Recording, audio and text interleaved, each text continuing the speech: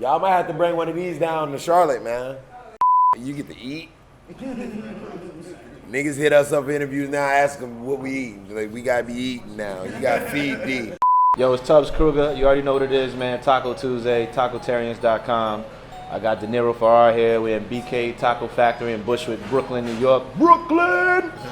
We're gonna eat some tacos. We're gonna talk life. We're gonna talk music. We're gonna have a good time.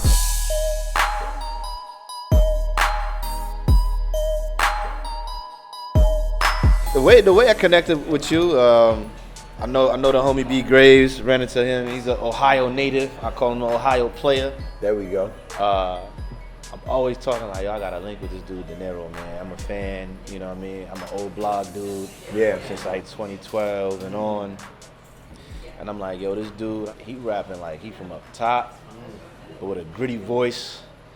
And the nature of his subject matter is nuts. Like, I'm like, there's a lot of truth, a lot of facts in the music. And I was just like, this dude must have been here before. I don't get it. Yeah. You know what I mean? And you from Charlotte, correct? Born and raised, 100%. My son live in Charlotte.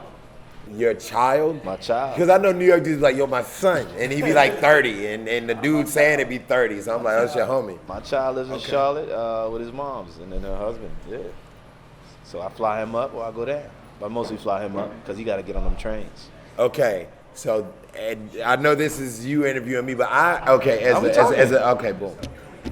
So as a man with children who, I'm not with the mother of my children, I think one of my son's moms, I think she's gonna get married to the guy she's with. He's a good dude too, man, you know what I'm saying? And they all have guys. How do you feel about that? At first it was brand new for me because, you know, that's nothing I ever went through. You know what I'm saying? Like, I had both of my parents, so I've seen them. They was with each other since they was in middle school, you feel me? So like, all I know is my pops coming in here, whining and dining. My mom, they in the house crib dancing like a Crooklyn movie or something. Right, yeah.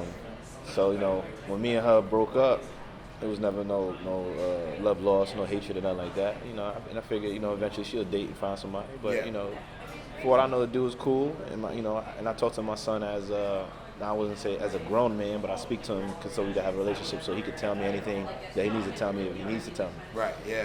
To the point where, like, are you comfortable? Are you safe? You feel okay? And he's only 7, but he's a grown kid. You know, these kids, they know what's going on. I feel like this is such a Dr. Phil, like, you know, moment where because this is me, man. You know what I'm saying? Most cats don't talk about that. They don't. And this is like me, but a lot of times I'll be doing interviews and, you know, we don't really go certain places. So what you saying that a lot of guys don't say that to me, even though that might be their situation. Like, yo, yeah, my son, woo, woo, woo, woo, woo. You know what I mean? Because in the beginning, it was hard for me to see my son's mom, boyfriend do things with my son that I do or that I wish, you know what I mean? Being in a home every day with my son, but I don't think my happiness was worth me keeping myself in a certain situation, but to see him do certain things or to, you know what I mean? But it's to the point now, man. We cool. He'll bring his kids. I'll come with my son. We put it together. You know what I'm saying? But it was hard, man. Especially living in New York.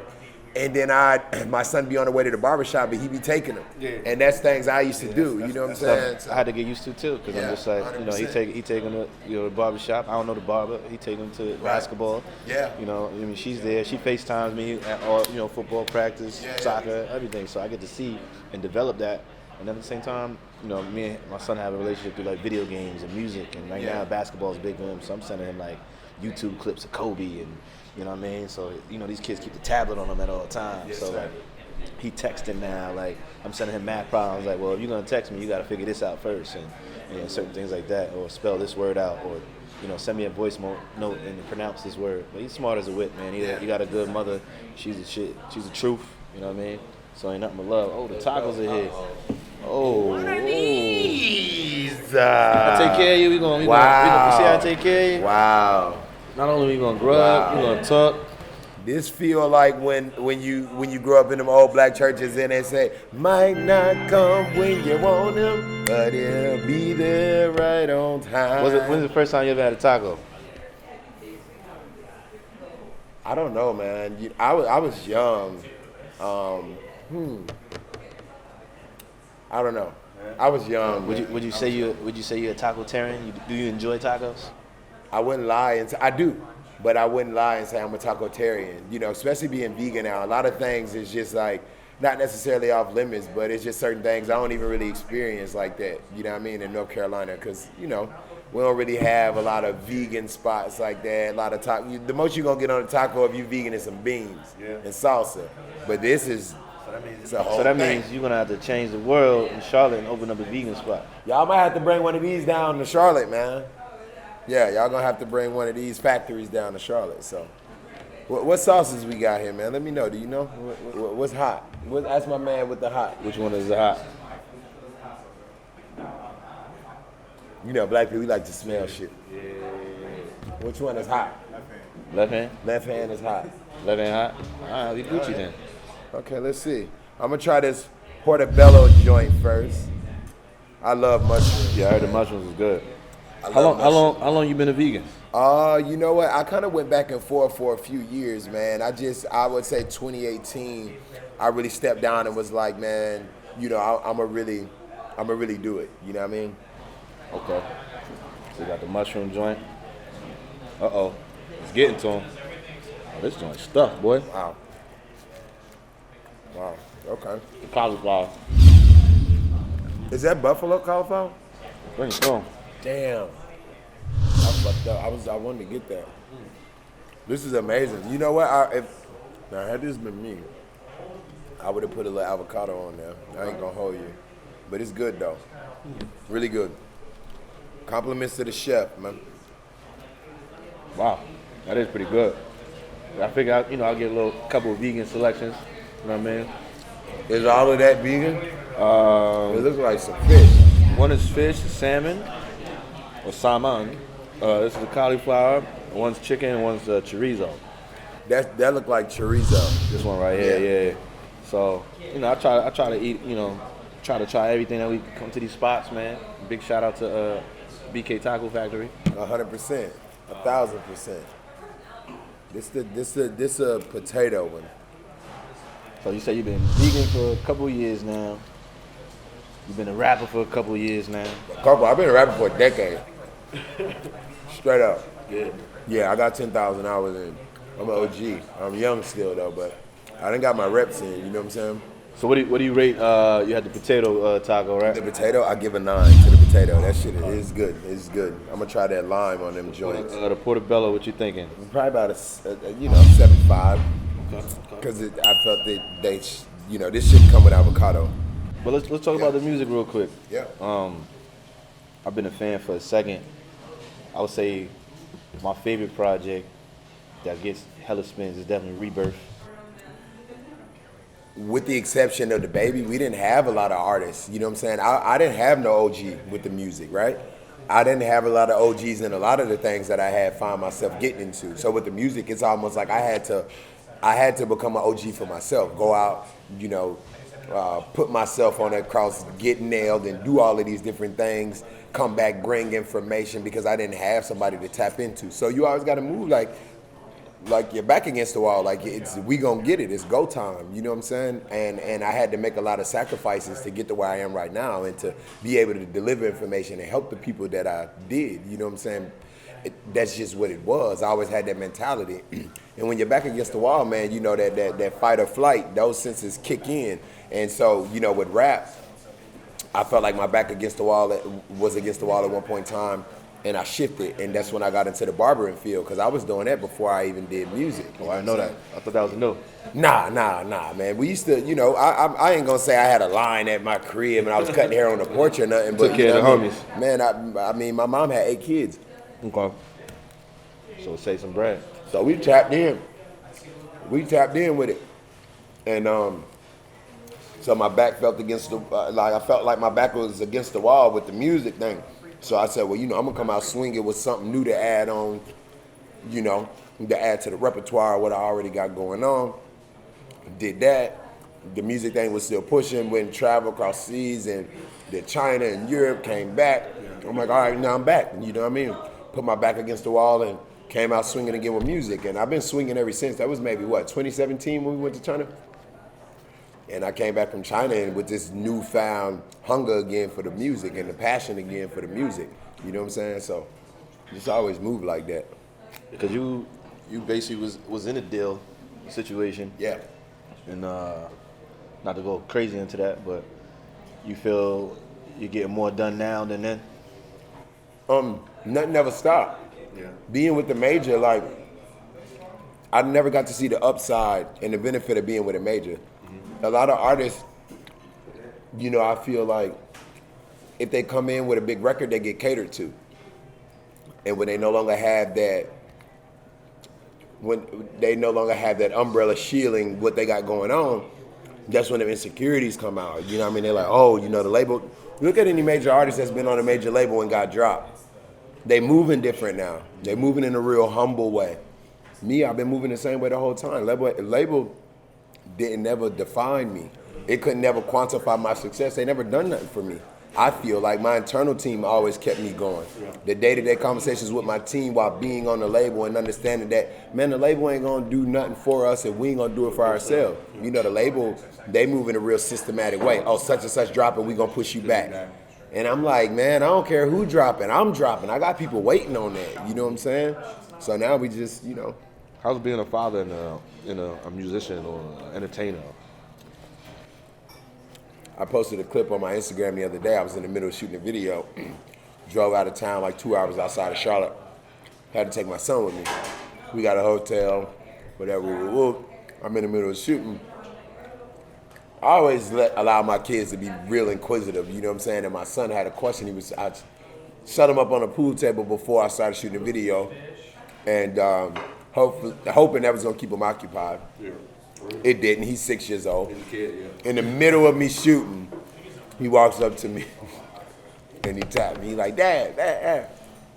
I'm like, you know, everybody just busts out laughing, you know what I'm saying? And it's dope, man. You know, but finding that balance has been the thing that I'm trying to master, like still finding that balance. So before the interview started, like I say, man, I got alarms for everything because my life sometimes I get consumed by that. So I'm like, yo, I got to go call my kid. You know what I mean? Because the alarms go off. I got 3, so I got to do that 3 different times. Then I got a son in Cali. I got a 10 o'clock alarm. His bedtime 7:15, 7:30.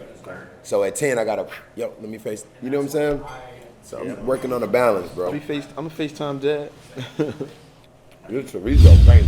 What you rating that? What you rating that? That's a whole dime.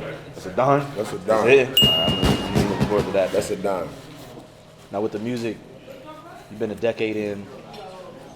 Man, I've seen a lot of growth from Geminis, the Rebirths, the books, Divine Ones.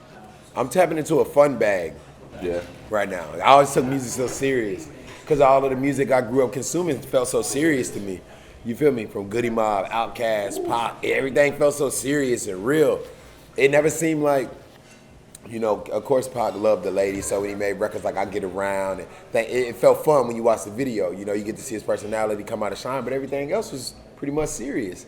So I always approached the music in a real meticulous way, but I was always serious. I was like, man, fuck that, I ain't here to play. I got a message for the folks, but now I just want to have fun, you know what I'm saying? Because I've done that damn near 10 years where I've delivered information, you know, and that's when I started to feel unfulfilled with the music because it's like I'm giving out information, and here, the same information I'm giving out, an artist with a bigger platform and with bigger numbers saying the same thing, but he getting all the praise. And the traction. I'm not in it for the praise. I really want to, you know, liberate the people with the message. All right, well, cool. Let me have fun. Because, you know, I'm starting to feel like, man, it ain't that serious. Yeah. Give out the information, they take it, they don't, but have fun, enjoy yourself. That way you won't burn out, you know what I mean, and start to feel unfulfilled, and you know what I mean, how I started to feel. I know that you really, I won't even say you're an activist, I just feel like you're in a lane where you voice your opinion and you educate people on social injustice. Of course. I feel like, you know, when you see it, you need to speak on it. It's almost like, oh, I see somebody rob you. And I just turn the other cheek, like, whatever. Like, nah, that was wrong. You feel what I'm saying? I got the platform to be able to speak on it. I got the people waiting on me to speak on certain things. Now, what I don't do is dive into popular culture that much. You know, I dealt with injustice within the system myself several times. You feel what I'm saying? Amassed a crazy rap sheet at a young age. 11 misdemeanors, 2 felonies. I was wild. You feel what I'm saying? But as I got older and I started to understand what it was really about, and I got out of that world, I see my little brother jump into it, and he really got hit with the wham. They gave him 28 years. You feel what I'm saying? And that's where the whole free tune movement came from. But he was the first person in the state of North Carolina to win an appeal in 16 years on a murder. He out now. You know what I'm saying? He did 7, but he out. He was running around with us in New York when we was doing the whole, you know what I mean, social, the whole soul food, vegan lunch, listen joint. He was with us running around. You know what I'm saying? So that was just a freeing experience for me because I carried that burden the whole 7 years. He was locked up. You know what I mean? That was in my music. Every time I drop, I don't care if I was doing a feature track. It was in the music. I was dropping free tune right before my verse came in. Let's talk about soul food. Now I know you put out a project last year. Yeah. You know what I'm saying? So you still hungry. Gotta be. But what's the purpose and presence of soul food? Because I seen it spelled SOLE. Because it's a movement. It's a movement. You know what I mean? That's why we chose to spell it like soul of a heel, soul, shoe. It's a movement. We always want to make everything a movement. What we do, I could have spelled it regular like soul. You know what I mean? But nah, man, this is a movement. We want people to know that. So that's why I spelled it that way. But soul food is just for the mind, body, and the spirit. You know what I mean? We trying to free you of all of the nonsense, reprogram mentally, spiritually, physically. And that's why I always put out that. I don't shy away from putting yoga on my Instagram. I don't shy away from shooting my AR-15 either on my Instagram. And I don't shy away from the food that I eat, showing people how to make sea moss. You feel what I'm saying? Speaking on social injustice or going to the gym or showing them displaying what I do with my kids. Because I feel like that's freeing. That's liberation altogether. Yeah. I'm self-educating. I'm self-healing. I'm teaching. That's what the world is about. Heal, teach, love. That's soul food. You know what I mean? And then I'm on my fitness shit now too. So I'm not trying to get right. Get my soul food right. Yeah, 100%. Get my trapezoids right. There we go. There we go. Because I think, working out, it starts to play into the confidence. Yeah. You look how you feel. You feel how you look. You know what I mean? Has health and fitness always been big for you? In a sense. You know what I mean? I was athletic, but it was like I kind of got into it on my own. You was balling? I was playing basketball. I could never really stay on the team because of academia and then attitude. You know what I mean? I was that kid that always just had a terrible attitude. But watching my son flourish now, it's just like, man, that's my redemption. You know what I mean? To stay on him and make sure that his attitude is in check. But not having a father, I feel like always being reared by a woman when you get on these teams that's predominantly men. Right, you can't. It's hard to be receptive to information because you always feel like they're reprimanding you. You never dealt with taking orders from a man, so now you feel like, why are you talking to me like that? That was me, you know what I mean? But my son having a father, he's used to. I'm on him, like, So when he go talk to his coaches, it's not gonna be the same thing with me. You know what I mean? How it was. So, I'm experiencing that vicariously through my son. You know what I mean? That's big. Yeah, that's major, bro. And I hadn't been a new parent in 5 years. So I was accustomed to, I'm dealing with 5-year-olds, you know what I mean? They kind of self-sufficient in a way, you know what I mean? But having my youngest son, Sergeant, is like, I realized how much I've grown as a man, as a father, when I had him, you know what I mean? And that. So he really became your sergeant. Exactly. He's such a phenomenal child, man. His mom is amazing. The level of exposure that my son has, bro, you can't pay for that. The type of stuff she exposes him to, her level of exposure, her level of intelligence. You know what I mean? That's one thing I could say, I only have one, but having a child, his mother is very intelligent. So I appreciate her in the exposure that she, gives my son. Yeah. You know what I mean? Because I feel bad for some brothers that listen. I got partners. You know what I'm saying? They got kids with women that just make it so hard. And I'm not saying my journey has been just it ain't never gonna be easy. But bro, I know some women out here that my partners got babies with. I'm just like, wow. How did you do that? Why? Bruh. And why? And sometimes they be doing repeatedly. Man. Like again? Y'all done had 3 kids knowing that the first one, you know, so it is what it is. I pray for them brothers and hope they get it. Man, you know, everybody's journey is different. Exactly. And you gotta just pray for people, man, and give them guidance. And then, you know, if you can't help. If not, you know, just be a voice or an ear. But as black men, I feel like we have to feel safe, That too. right? There's certain things I experienced that I just didn't feel safe to tell anybody. And that's where secrets come. That's where trauma gets pent up and you start experiencing trauma within the bones, within the muscle, within the body, because it's just pent up because we never find those safe spaces to, it's like a dammed river almost, you know what I mean? And you implode with all of the shit that you're dealing with because you never find a healthy outlet, man. And that's important, man. Music was where I could be honest, vulnerable, transparent, 100% honest about whatever I've been through, experienced, whatever I'm feeling. And I had a crowd and I had like damn near millions of therapists or ears that would just sit and listen to it. You know what I'm saying? And that was my first step to healing because without music, man, bro, I was carrying so much. You know what I'm saying? And I still carry certain things that I'm working on releasing, but I was carrying so much, bro. You feel me? And music was just that outlet for me, and it freed me in a lot of ways. You know what I mean? So, you know, you just gotta feel safe, bro. Soul food. Soul food, 22120, you hear me? Yes, sir. Yo, it's your boy Tubbs Krueger, man. Shout out to BK Taco Factory, Bushwick, Brooklyn. Had a chance to talk to Deniro Farrar. Make sure you listen to that Soul Food and all the catalog. Yeah, Trust man. and believe. It's a lot to listen to. That. It's gonna enlighten you, empower you. It's Soul Food.